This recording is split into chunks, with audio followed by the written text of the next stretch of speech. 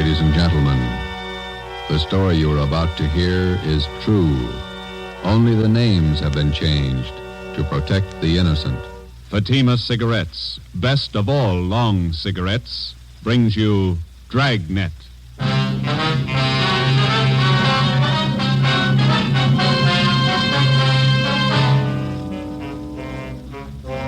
You're a detective sergeant. You're assigned to homicide detail. A young woman has been murdered. The body was discovered behind locked doors. The assassin is still at large. Your job, find him. If you want a long cigarette, smoke the best of long cigarettes. Smoke Fatima. Fatima is the long cigarette which contains the finest Turkish and domestic tobaccos superbly blended to make Fatima extra mild. And that's why Fatima has a much different, much better flavor and aroma than any other long cigarette. That's why Fatima is doubling and redoubling its smokers. So, if you want a long cigarette, smoke the best of all long cigarettes. Smoke Fatima. Dragnet, the documented drama of an actual crime. For the next 30 minutes, in cooperation with the Los Angeles Police Department, you will travel step by step on the side of the law through an actual case from official police files. From beginning to end, from crime to punishment, Dragnet is the story of your police force in action. It was Tuesday, January 9th. It was stormy in Los Angeles. We were working a day watch out of homicide detail. My partner's Ben Romero, and my name's Friday. I was on the way to work, and it was 6:45 a.m. when I got to the steps of the City Hall, the Main Street entrance. Hey, Joe, wait up. Morning, Ben. When did they call you? 5 a.m. Donahoe called you? Yeah, miserable out, isn't it? It's pretty wet. My feet are soaking wet. See the transfer list? Yeah. New chief of detectives? Wait a minute, I want to get some gum. Pack of spearmint. Well, I heard about the new chief. Thad Brown. Good man. Piece of gum? Thanks. I wish they'd make up their minds about our shift. Work days, they call you back nights. Work nights, they call you back days. Why don't you put in for a desk job? You'd never have to call you back. You're here all the time. No, you're just hard to please. Here we are.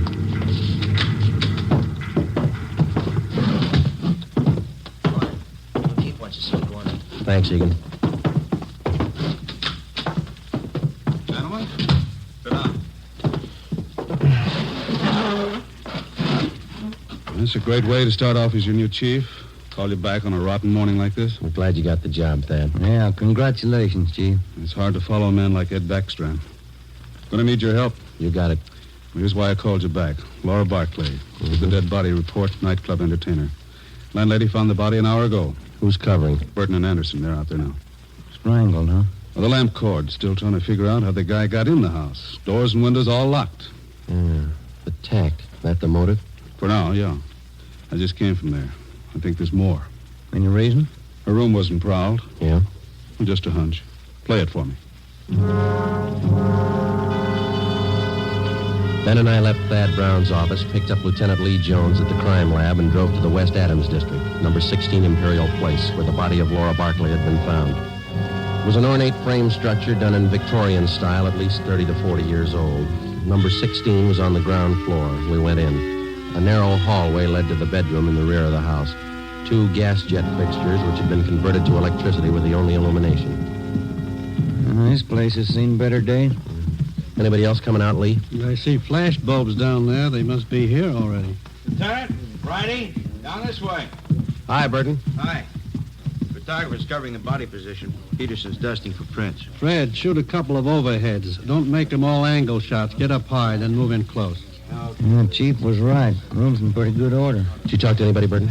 Landlady lives upstairs. Only 2 people living in the building. Mm-hmm. Did she tell you anything? Said the Barkley girl paid her rent on time. Good tenant. Plays the organ at the Blue Fox. Cocktail lounge. Any idea how the murderer got in here? Not yet. Every door and window in the place is locked. Anything else? That's it so far. We'll give you 15.7 of what we got. Okay, Lloyd. You and Anderson have another detail? Yeah, working on that Westwood thing.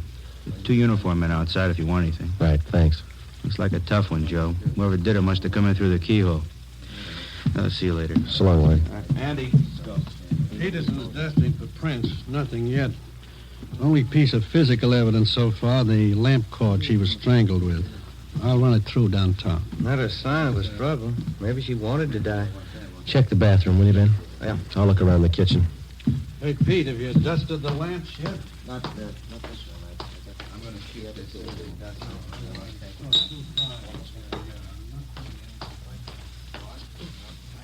Ben, come here a minute, will you? Ben, Yeah? come in the kitchen, will you?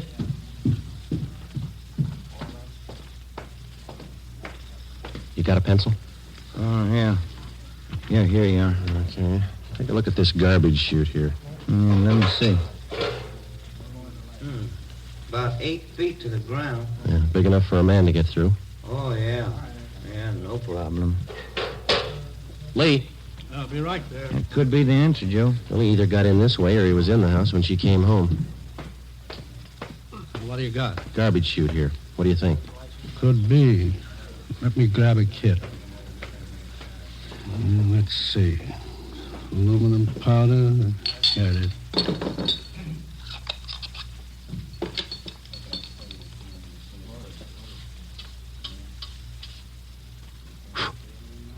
No.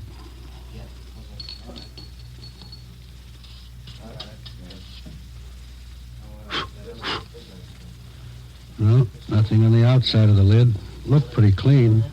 Must have just been scrubbed. Abrasions here. Got a pencil? Here, I'll get it. Hold it up there, will you? Yeah,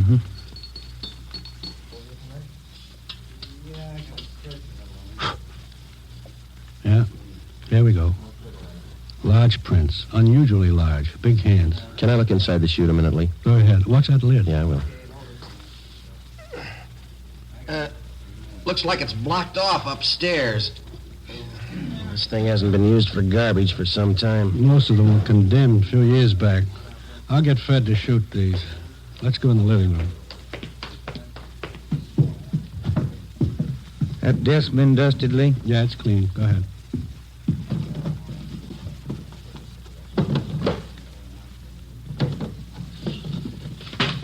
Take a look, Joe.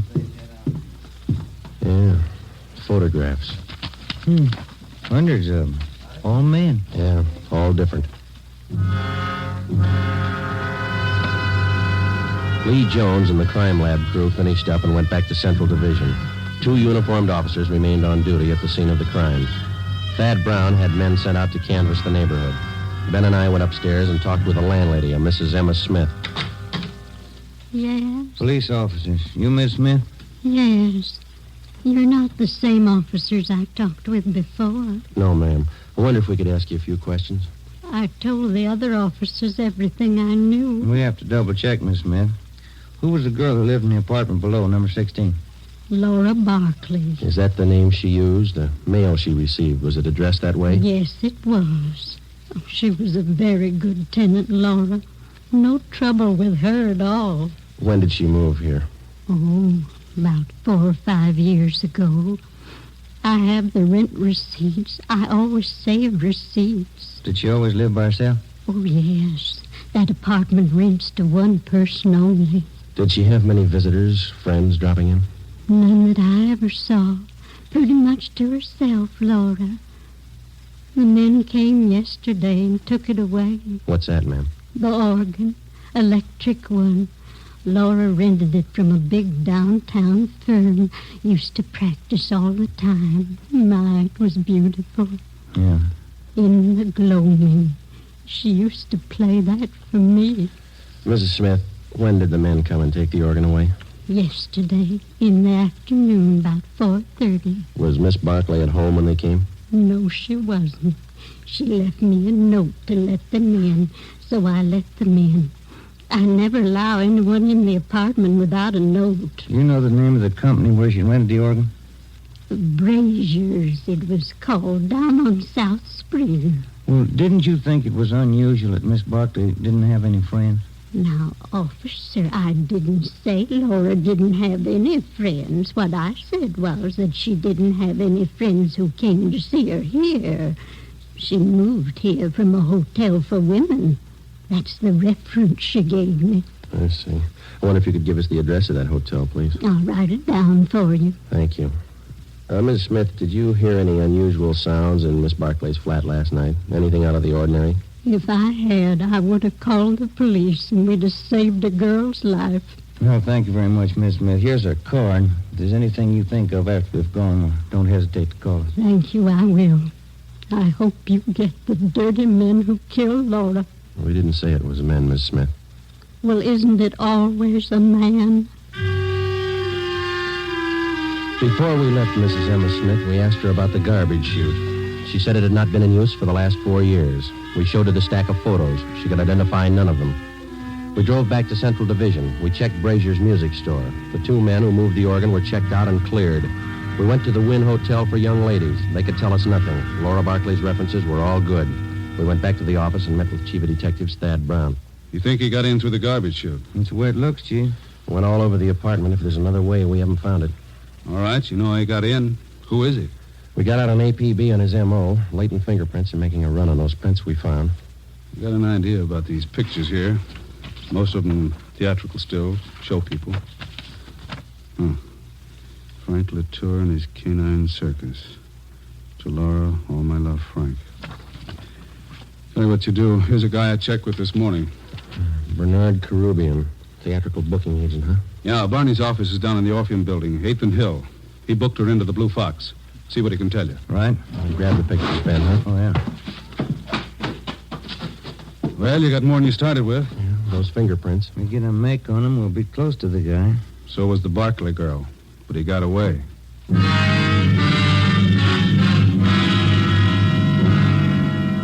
I wonder if we could see Mr. Carubian. Who's calling, please? Sergeant Romero and Sergeant Friday, police officers. Oh, one moment, please. Yeah, please. 2 police officers to see you, Mr. Carubian. Sergeant Friday and Sergeant Romero, is that right? Yes, ma'am. Send him in. Go right in. Thank you. All right, let's go. I'll be right with you.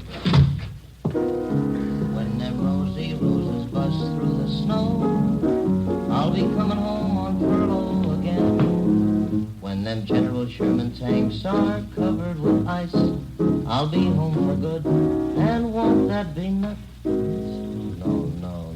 This guy's stuff was cornbread. Sit down, fellas. Thank you. Can I help you? I understand that you booked Laura Barkley. Yeah, that's right. I spoke with a... Got his name right here. Chief Thad Brown? Yeah, that's right. He asked me about Laura. Too bad about that. Any clues? We're working on it, Mr. Carubian. What makes a person pull a stunt like that? Laura didn't have no enemies. She had one. Well, I don't know much about her, except I've been booking her for about 4 years. Good organist. Pretty fair voice, too. Got some pictures here. I wonder if you could take a look at them. Yeah, sure. Quite a stack. Yeah, old Frankie Latour and them dogs. Great act. I book 'em. Ricky Rogan, King of the Tap. Gus Orinoco and that singing seal of his. Yeah, I know all these people. I book 'em all. Did Laura Barkley work with all these people? One time or another, yeah. During the war, USO camp shows, you know. Do you know whether she was close to any of them? Well, come to think of it, she was. That Frankie Latour, crazy about them dogs of his. No, I mean the men themselves. Anybody that she seemed particularly interested in? Never heard her mention anybody. Pretty girl. Did you know her very well, Mr. Groovy? Only when she came in and out of town on an engagement. I'm a married man. Well, then you don't think there's anything to these pictures here of hers, huh? Well, I wouldn't say so. When you're on the road, you always collect photos of the people you work with. Souvenirs. Mm-hmm. Well, thank you very much, Mr. Carubian. Here's our card. You betcha. I sure hope you catch the guy. Wonder why he picked on Laura. Sometimes they don't have a reason. When we left Bernard Carubian's office, we checked by the Blue Fox Cocktail Lounge. It was still early. The sign said open 5 p.m. It was 3:15. We went to the morgue in the basement of the Hall of Justice and looked at the coroner's report. The autopsy report stated that the cause of death for Laura Barkley was strangulation. We went to the second floor of the old city jail building, the crime lab. Nothing on the lamp cord. Standard UL 110 line. About anywhere. No prints. How about the chute, Lee? Went back there and rechecked. You were right. The guy got in through the garbage chute. Found more of the same prints along with some cloth impressions in the dust. Tell you anything? The guy was wearing some kind of tweed, Donegal, 15 to the inch. How about the size of a man, Lee?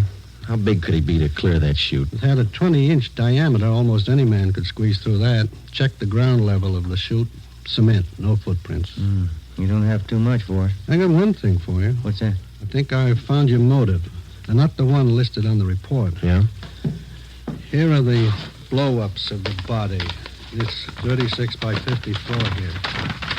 Hold that in, will you, Ben? No, I don't. Look through this magnifying glass here. The right hand. Yeah. See where I'm pointing? Ring finger, yeah. Look like ring marks. That's right. Pretty wide. Must have been good-sized rings. Well, they might still be in that room. I called Thad Brown. He had the room rechecked. No sign. And you think we got a burglary motive on our hands? That's my guess. Thad had the boys check with the landlady. She didn't know anything about any rings the Barkley girl might have had. That doesn't help. I think I got something else here. Library book. Hers? There are cards in one of the pockets inside, checked out from the L.A. Public Library main branch. Mm-hmm. I think these might be your lead on the missing rings. A librarian sees a person's hands every time they check out a book. That makes sense, Lee. We'll play it that way. What department were the books checked out of? The music room. Well, that's it. I think you've got your motive now and a good set of prints. You're close. Thanks a lot, Lee. Well, let's go to the library, Ben. I'll get it. Crime lab. No, this is Friday. Oh. Thanks, Frank. Well, all we got's a motive. How do you mean? No make on those fingerprints. Nothing.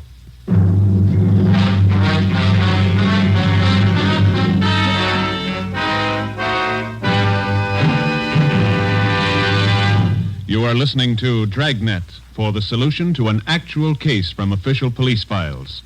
Now, here is a real solution to many of your Christmas shopping problems. If your friends smoke a long cigarette, give the best of all long cigarettes, Fatima. Give Fatima for quality. The name Fatima has always stood for the best in cigarette quality. Give Fatima for flavor. Fatima has a much different, much better flavor and aroma than any other long cigarette. Give Fatima.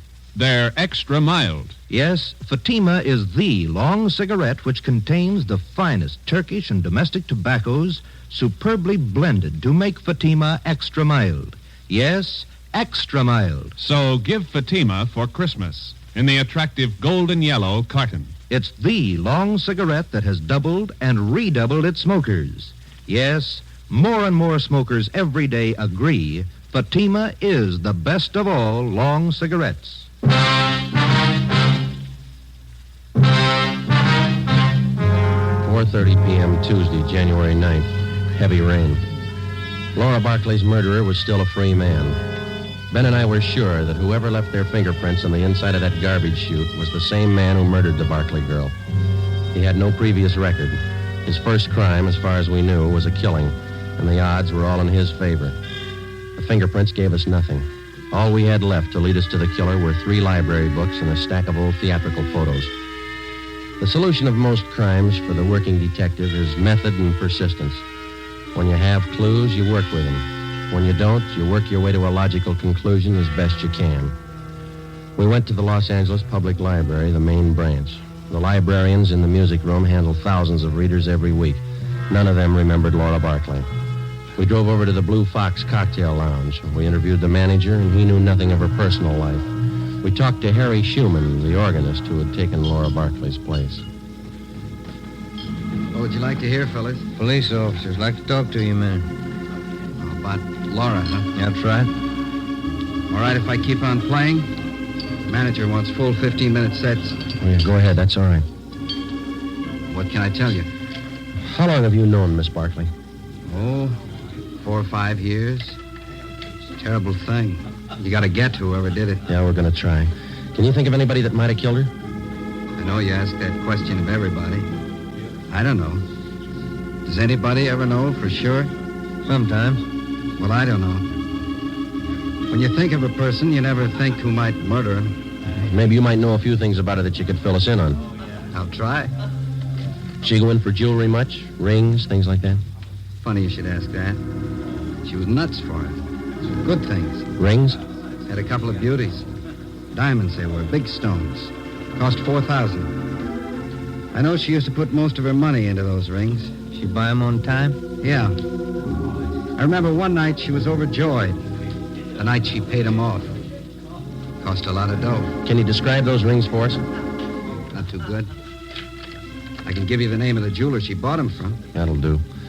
Do you know anybody else that we might talk to? Don't know any of her friends. She was an only child. No living relatives that I know of. How about her landlady? Yeah. I guess that's it, Harry. Thank you. For what? I wish I could help more. If everybody had your attitude, we'd be out of a job.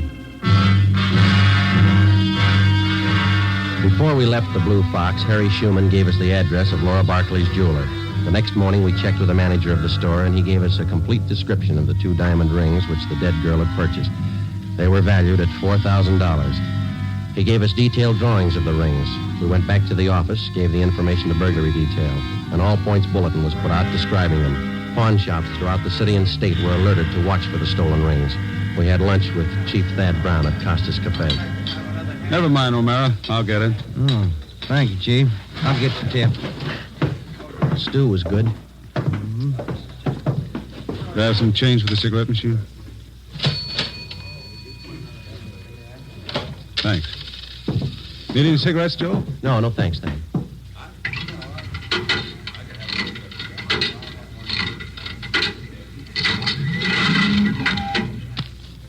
Let's go. What do you think, Thad? The description of the rings and the MO should help. They haven't turned up. Good chance he's holding on to them. Could be his first job. Probably scared. Anybody check back over the neighborhood there? Yesterday afternoon and this morning. A lot of door-to-door salesmen through that district. All been checked out. It's a dead end. Now where? If only those prints are checked out. Well, they didn't. Got a kickback from Brereton in Sacramento on his MO. No make. We'll have to get him with what we've got. Here's the car. Sure you picked up all the loose ends? Oh, we've been back over the course 3 times. Go over it again. Keep going over it until something breaks.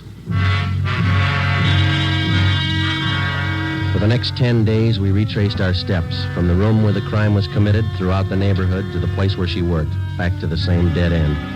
Ben and I checked and double-checked each other to make certain that neither of us had overlooked even the smallest detail of the investigation. We got no place.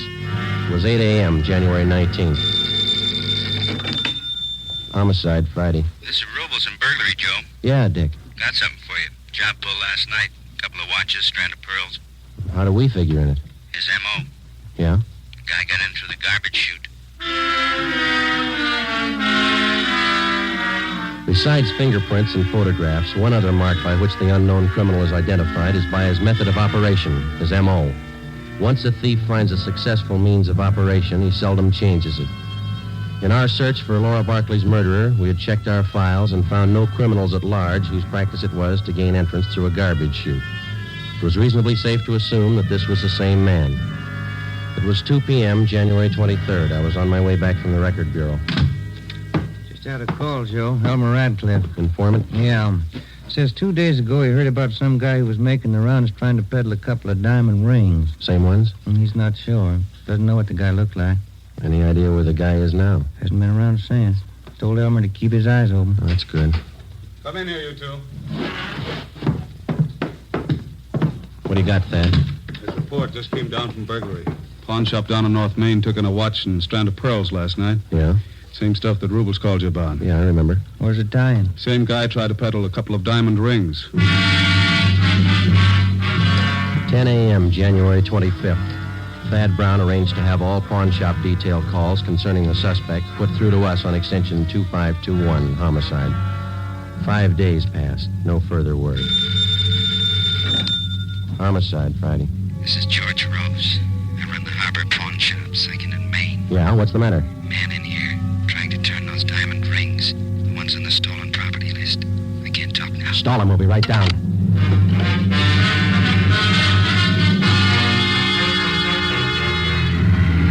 Come on, Ben, move it. Yeah? The next corner. There it is. Just up a block. Pull up. All right, let's go. Yeah. Here we are. Say, fella, look out, Joe. He's got a gun. You all right, Joe? Yeah, out the back way. Let's get him. There he goes, up alley. Can you hit him? You didn't stop him. Watch it. Come on, Joe. He's turning onto Spring. He ran into that cafeteria up the street. Come on, let's run. Where'd he go? You see him? Yeah, there he goes. He's headed for the kitchen. Come on. Stop that man! Stop him! Out the back door into the alley. There he goes. Duck, Ben. All right, Joe, stop. He's not stopping. Stay clear. He's down. All right, come on.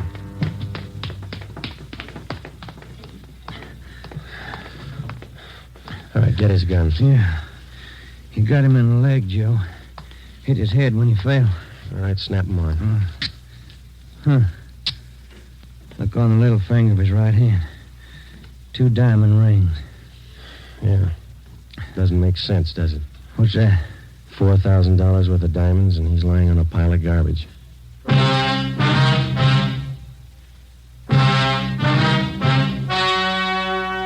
The story you have just heard was true. Only the names were changed to protect the innocent. On April 2nd, 1947, trial was held in Superior Court, Department 81, City and County of Los Angeles, State of California. In a moment, the results of that trial. Now, here are authentic reports from all over the country that tell the story of Fatima's sensational increase in popularity. New Orleans Division. Fatima sales up 300%. Detroit Division. Fatima sales up 348%. Los Angeles Division. Fatima sales up 545%. More and more smokers agree Fatima is the best of long cigarettes. So enjoy Fatima yourself and give extra mild Fatimas for Christmas in the attractive golden yellow carton. Everyone who smokes Fatima says that this great new long cigarette is the best of all long cigarettes.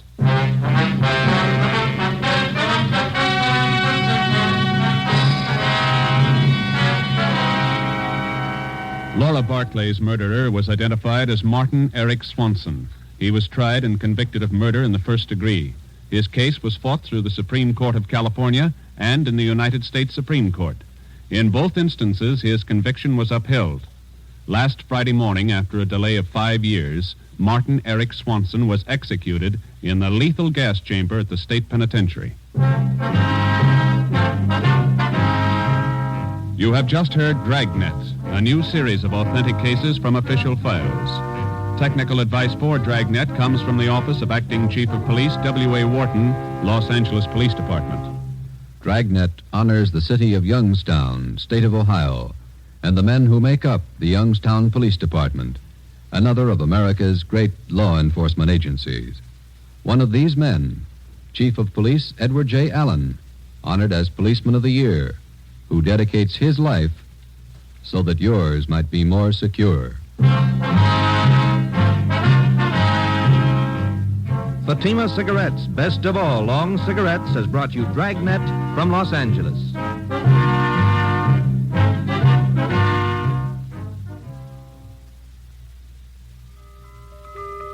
This Christmas, give the gift that makes every pipe smoker happy.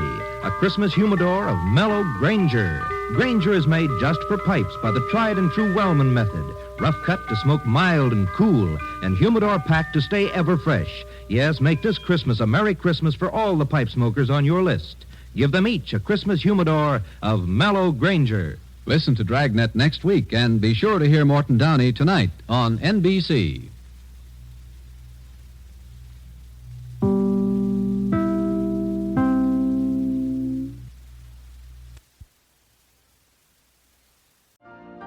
You've been listening to the OTR Gold Network. Find more classic radio at otrgold.com.